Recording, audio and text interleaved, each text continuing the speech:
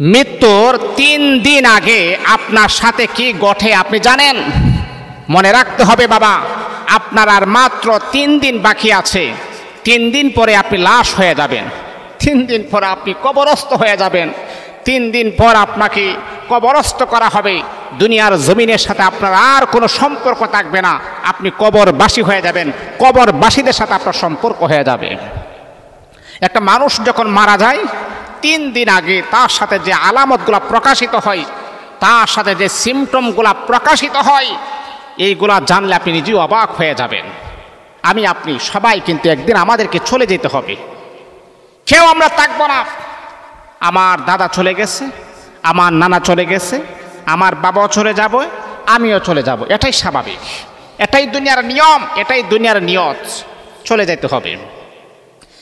কিন্তু আল্লাহ পাক রব্বুল আলামিনের বান্দা, আপনি জানেন না, আমি আপনি যখনই মৃত্যুবরণ করব, মৃত্যুবরণ করার 3 দিন আগে আমার আপনার সাথে কেমন ঘটনা ঘটে আপনি জানেন না। এই আল্লাহ তাআলার বান্দা, মৃত্যুবরণ করার 3 দিন আগে আমার আপনার সাথে 3টা ঘটনা ঘটবে, 3টা আলামত প্রকাশিত হবে। বন্ধুরে আমার, এই 3টা আলামত যদি প্রকাশিত হয় তাহলে বুঝতে হবে আল্লাহ পাক রব্বুল আলামিন 3 দিন পরে আপনার মৃত্যু ঘটাবেন। এই জমিনের সাথে আপনার আর কোনো প্রকারের সম্পর্ক থাকবে না। তাহলে কি এমন 3টা আলামত প্রকাশিত হয় রে বন্ধু? শোনো শোনো শোনো, দিলের কান লাগিয়ে আপনি শোনেন।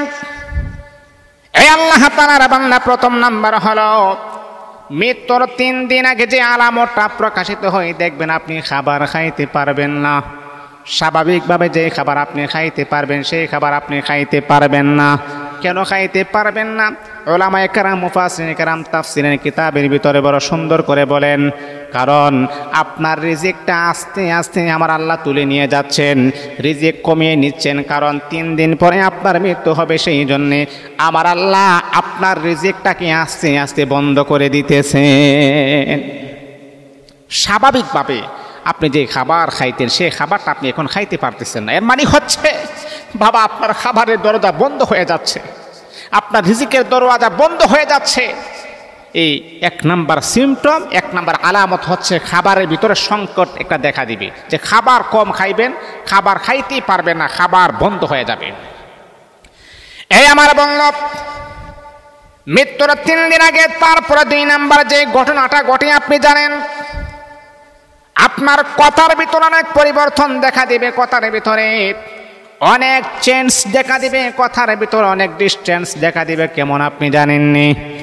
আপনি দেখবেন অনেক সময় যেই মানুষটা মারা যায়, মারা যাওয়ার 3 দিন আগে তার কথাবার্তার ভিতরে অনেক পরিবর্তন আপনি পাবেন। কোনো সময় বলে, বাবারে আমার মনে হয় আমি আর বেশি দিন দুনিয়ার জমিনও থাকবো না, বাবারে আমি যেই দিন কবরের বাসিন্দা হয়ে যাব রে বাবা, আমি যদি মারা যাই তোমরা কিন্তু মিলমিশ হয়ে চলবা, ঝগড়াঝাটি করবা না, একে অপরের সাথে বিদ্বেষ রাখবা না, এমনকি তোমাদের মাকে তোমরা দেখবা, দেখাশোনা করবা। বন্ধুরে আমার, এটাই প্রমাণ করে ওই মানুষটা 3 দিন পর তার জীবনের শেষ হয়ে যাবে। 3 দিন পর তার মৃত্যু হবে। বলতেছে, বাবা আমার মনে হয় আমি আর বাঁচবো না, আমি চলে যাব পৃথিবীর জমিন থেকে। বাবারে আমি যদি চলে যাই তোমার মাদেরকে তোমরা দেখাশোনা করবা, তোমরা ভাইগুলো আছো একে অপরের সাথে মিলমিশ হয়ে চলবা, কোনো ঝগড়া ফাসাদ করবা না, অহংকার করবা না, কাহারোর সাথে কোনো রকমের কোনো বেজাল সৃষ্টি করবা না। এই ডিস্টেন্সটা দেখা দিবে, এই পরিবর্তনটা দেখা দিবে। 3 নাম্বার হলো, যেই মানুষটা আর মাত্র তার 3 দিন বাকি আছে, 3 দিন পরে মৃত্যুবরণ করবে, ওই মানুষটা দেখবেন আকাশের দিকে তাকিয়ে থাকে, আকাশের দিকে তাকিয়ে থাকে, নীরব নিস্তব্ধভাবে আকাশের দিকে তাকিয়ে থাকে। শুধু তা নয়, ওই মানুষটা দেখবেন তার বাড়ির দিকে তাকিয়ে থাকে, তার সম্পদের দিকে তাকিয়ে থাকে। এটাই প্রমাণ করে, বাবারে এত কষ্ট করে আমি সম্পদ জমা করলাম কিন্তু আমি থাকতে পারবো না।